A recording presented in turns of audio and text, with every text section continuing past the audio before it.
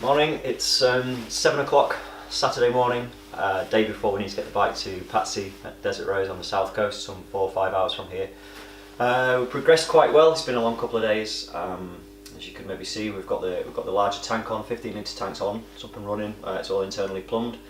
It turned out to be a fiddlier job than we thought it was going to be. Back of the bike's ready to go, swing arms on, complete with our 2 litres of water internally. That's all buttoned up.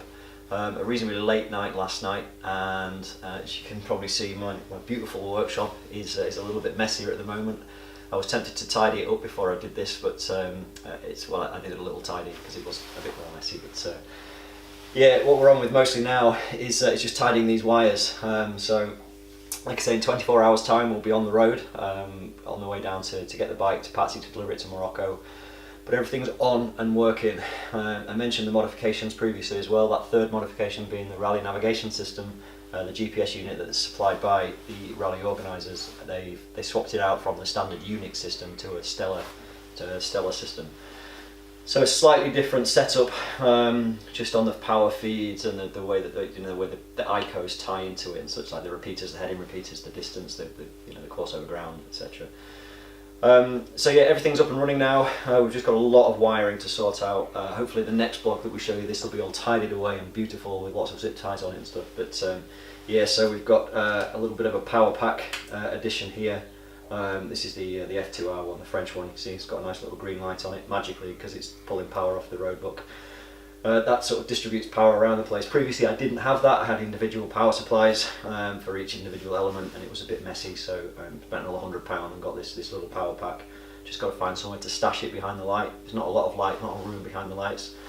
Again, because we're Enduro class, Enduro Cup class, or standard production bike class, we don't have the navigation tower. You have to keep your standard headlight on, so there's no opportunity to have all this in a nice, beautifully wrapped fairing and such like. So yeah, it might not be, it'll be snug down there, but it'll be right. We've got 40 hours of rallying to be going on here. Hopefully not quite 40, but I might have a long day. So we've got to be double careful about all the zip tie ends and making sure that all the cabling's all run correctly. But certainly made progress. We're up and running. Everything's working. All of the extra bits on that I've got on this rally over and above the one that I had last time. If any of you read the blog about the last time, the bike arrived, I threw some parts at it, Del ran it in for me, and then it went to Morocco. So this time we've added some proper hard parts, such as the handguards. I just had the plastic ones on before. These bikes like to snap their brake and clutch levers without the handguards on. Not many trees in the desert, but also got a steering damper on this time as well. That makes a big difference. It's quite high speeds, and yeah, the front end can get quite whappy when you're at those speeds. And more to the point, every time somebody came and looked at my bike when I was in Morocco last time, they kind of walked away whistling and drawing breath that I didn't have a steering damper on. It's not good for your head. So I spent another £400 or £500 getting that steering damper together. Yeah, it just kind of slows the steering down, as you might imagine. So yeah, hopefully the next time we log in with yourselves, this will be a beautifully buttoned up bike, and we'll be loading it in the back of our van to take down to the south coast. So yeah, Del's just nipped out to pick the bacon buns up. I'm gonna have another coffee and hopefully another few hours, and we'll be done. Getting quite tired now. The advantage of doing it this way though, again, the one rally that I did, once I sent the bike away, the bikes leave about a week before you get there, and once the bike had gone, it gives you a week to sort of catch up on your sleep, get out on your push bike and sort your head out. It'd be a shame if we were loading up the van and driving it to Morocco ourselves and didn't have any downtime, because yeah, we'd be pretty tired. It's probably coming across. I lost my voice a little bit last night. I'm not sure how. I think it's because we've been just giving each other grief the whole time.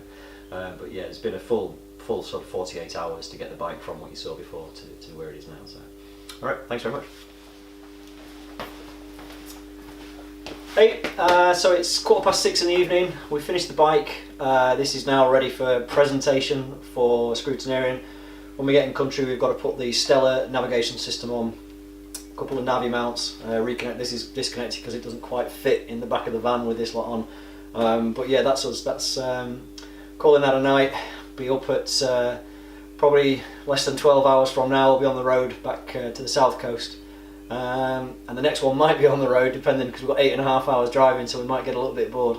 We might have an athlete's breakfast at McDonald's, and yeah, so it's that's probably another 12 hours today to get the bike ready. When I said it was almost there this morning, it's taken us 12 hours to get it. So yeah, next one we'll be on the road. Cheers.